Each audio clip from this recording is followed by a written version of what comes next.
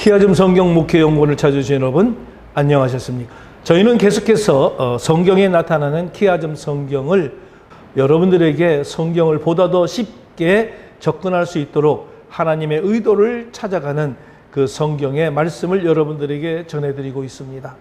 여러분들이 키아즘 성경을 사랑하시고 이 키아즘 성경을 연구를 하시면 성경에 나타나는 하나님의 의도가 무엇인지를 바로 여러분들이 잘 알게 될 것이고, 그 말씀을 통해서 여러분들이 복음을 증거하고 또 전도하고 또 목회자들은 그 말씀으로 선포되어지고 설교되어질 때에 많은 성도들이 은혜를 받게 될 것이고 하나님의 특별한 은혜가 있게 될 것입니다.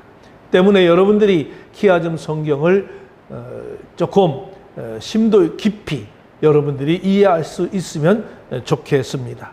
계속해서 저희들의 유튜브에서 짤막한 내용으로 여러분들에게 소개하지만은 좀 더 다양하고 좀 더 깊은 하나님의 말씀의 의미를 또는 구조를 알기를 원하시면 목요일 날 여러분 여기 세미나에 참여하시게 되면 여러분들이 잘 알게 됩니다. 그래서 매주 목요일 날 오전 10시서부터 오후 3시까지 여러분을 참여하시게 되면 여러분 구조에 대해서 좀 더 깊이 이해하고 연구할 수가 있겠습니다.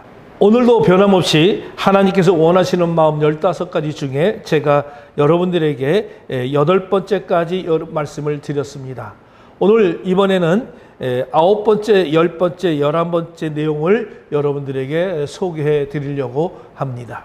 하나님이 원하시는 마음 9번째, 청결한 마음입니다.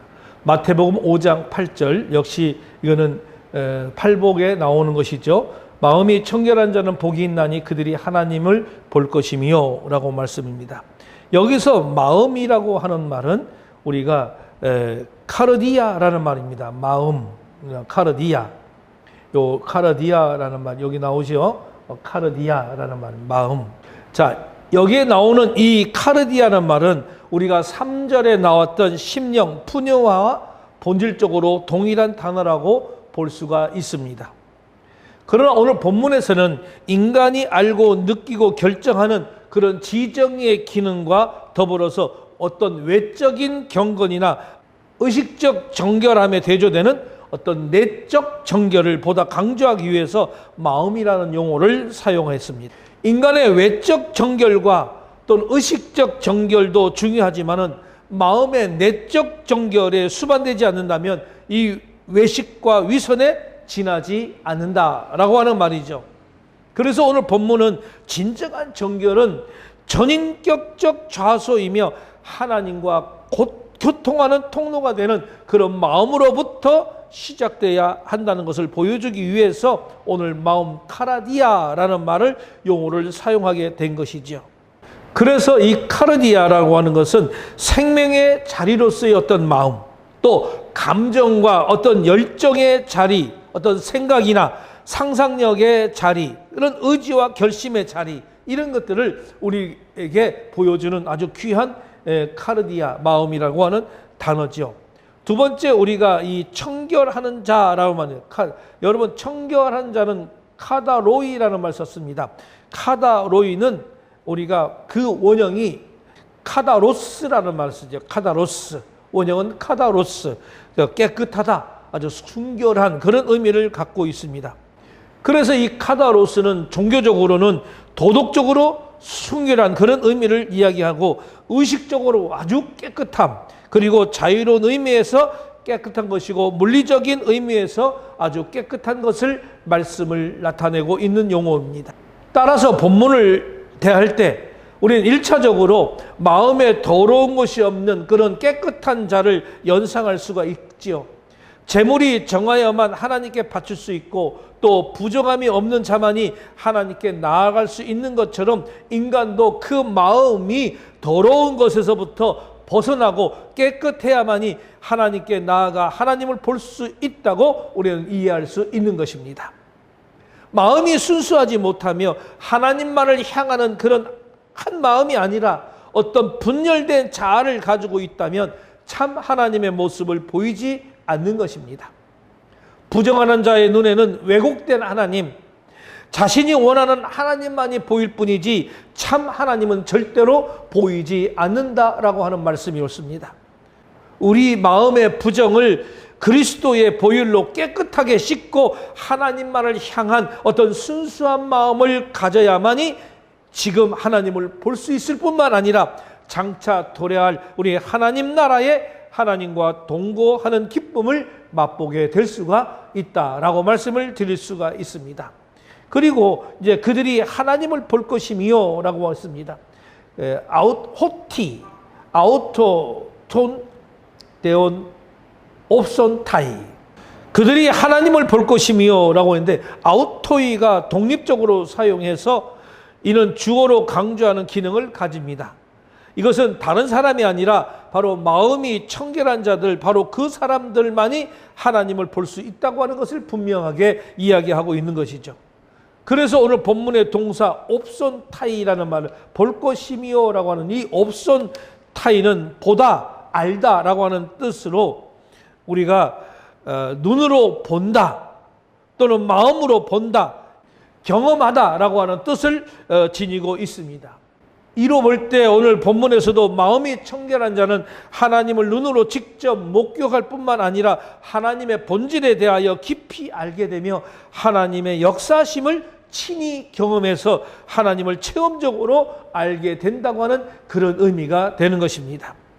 이 세상에 하나님을 피상적으로 알고 있는 사람들이 얼마나 많을 수 있습니까? 하나님의 본질을 깊이 알면 또 체험적으로 알고 있는 자가 드문 것은 그 마음이 청결하여 하나님을 볼 수 있는 눈을 상실하였기 때문으로 이해할 수가 있습니다. 그리고 옵손타이가 오늘 미래형으로 되어 있는 것은 우리가 현재 하나님을 볼 수 있다는 것을 배제하지는 않으나 하나님과 더욱 직접적인 교류를 나누면서 하나님을 친히 볼 수 있는 것은 바로 종말에 이루어질 것이라는 것을 보여주고 있습니다. 마음이 청결한 자만이 영적인 눈이 밝아져서 이 세상에 당신의 뜻을 이루시는 그 하나님을 역시 볼 수 있게 된다고 하는 것입니다. 그러나 오늘 본문은 궁극적으로 마음이 청결한 자는 구원을 얻어서 하나님 나라의 완전한 그런 시민이 될 것을 보장하는 종말론적인 의미로 해석할 수가 있다라고 말씀을 드릴 수 있습니다. 하나님께서 원하시는 마음 10번째, 용서하는 마음입니다. 이것은 마가복음 11장 25절에 나타나는 말씀인데 오늘 본문을 제가 봉독해 올립니다. 서서 기도할 때 아무에게나 협의가 있거든 용서하라. 오늘 여기서 용서하라가 핵심 메시지입니다. 그리하여 하늘에 계신 너희 아버지께서 너희 허물을 사하여 주시리라 하시니라. 이렇게 말씀했습니다. 여러분들이 오늘 본문 키아준 구조를 가만히 보시기 바랍니다. 여기서는 서서 기도할 때 A와 A- 너희 허물을 사하여 주실 것이다. 그렇게 말씀을 하고 B와 B-는 아무에게나 혐의가 있거든 용서하라. 용서하게 되면 하늘에 계신 너희 아버지께서도 너희 허물을 사하여 줄 것이다. 다시 말하면 너도 용서해 줄 것이다 라고 하는 것을 우리들에게 오늘 말씀해 주고 있는 말씀입니다. 여러분, 여기서 보게 되면 서서 기도할 때에 라고 하는 말을 처음에 서두에 나오죠. 이거는 단순히 서서 기도할 때만 가리키는 것이 아닙니다. 여기서 서서라고 하는 말을 우리가 원어로 보면 스테게테라는 말입니다. 이 스테케테라는 말인데 이게 현재형이에요. 그러니까 어떤 반복의 개념을 나타내고 또 서서 기도할 때 언제나 이런 얘기입니다. 우리는 앉아서 기도하는 습관을 갖고 계시고 또는 무릎을 꿇고 기도하고 있는 것을 우리는 볼 수 있죠. 순수한 한국적인 기도의 스타일인데 오늘 전 본문에서는 서서 기도할 때에 라고 하는 것입니다. 그러니까 이것은 뭔가 서서 기도할 때 언제나 계속해서 서서 기도할 때라고 하는 것을 우리들에게 이야기하고 있는 것이죠. 예수님 당시에는 서서 기도하는 것이 일반적인 기도의 형태였습니다. 그래서 여러분 창세기 18장 22절이라든지 사무엘상 1장 26절, 열왕기상 8장 22절, 느헤미야 9장 4절, 마태복음 6장 50절 여기에 여러분들을 찾아보시면 서서 기도하는 내용들이 나옵니다. 뿐만 아니라 기도할 때에 선다는 것은 뭐냐면 하나님 임재 앞에서 하나님을 높이고 온전히 하나님께만 향한다는 그런 마음의 자세를 표현하고 있는 그런 것입니다. 구약 성경에서도 여호와 앞에 선다 이런 말을 쓰죠. 이것은 바로 여호와께 헌신과 충성과 복종을 표시하고 있는 것을 볼 수가 있습니다. 오늘날 다양한 행사나 우리가 의식에서 볼 수 있듯이 우리가 선다는 것은 바로 존경과 찬사를 표현하는 그런 방법입니다. 그래서 서서 기도할 때라고 하는 것은 모든 기도의 형태를 대표해서 표현하는 말이고, 특히 여기서 이야기하고자 하는 것은 서서 기도하는 것은 어떤 외형적 자체가 아니라 오히려 내면적 자세를 이야기해주고 있는 것입니다. 이제 아무에게나 혐의가 있거든 용서하라 그렇게 했습니다. 본문은 정신적이든 또는 물리적이든 모든 적대 관계에 놓인 사람을 용서하라고 하는 뜻을 담고 있어요. 여기에서 우리가 용서하라라고 하는 말은 바로 아피에테라는 말입니다. 이 아피에테라는 말은 용서하다 또는 허락하다, 버려두다, 떠나다라고 하는 그런 의미를 갖고 있는데요. 이것은 바로 명령법 형제형이에요. 우리 신약 성경에는 이 용서라는 말이 약 한 142회 정도가 나옵니다. 그 중에 45회가 용서하다라는 뜻으로 사용이 되었습니다. 그래서 이 동사는 신학적으로 매우 중요한 위치를 차지한다고 말씀을 드릴 수 있어요. 용서의 개념이 우리 기독교 복음의 한 축을 형성하고 있기 때문에 그렇습니다. 인간이 죄일짐으로 하나님과의 관계를 파괴했습니다.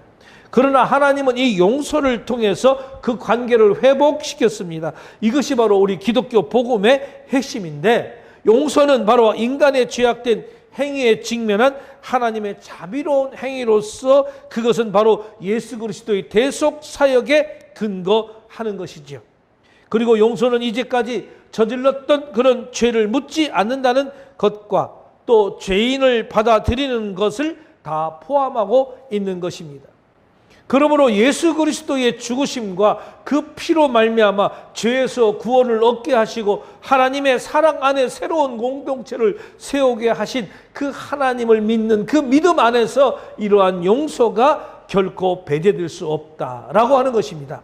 이런 맥락에서 서로 용서하기를 하나님이 그리스도 안에서 너희를 용서하신과 같이 하라라고 에베소서 4장 32절의 말씀을 우리는 참고해 볼 수가 있습니다. 바울의 권고는 지극히 당연한 것이죠. 본문을 통해서 예수님께서는 능력 있는 믿음은 기도를 통해서 가능한 것이고, 하나님께서 용서를 받음으로 온전한 교통을 이루는 이 기도는 용서를 통한 인간 간의 화해가 전제되어야 함을 강조하고 있는 것입니다. 여러분, 하나님이 원하시는 마음 또 세 가지 말씀을 보내드렸습니다.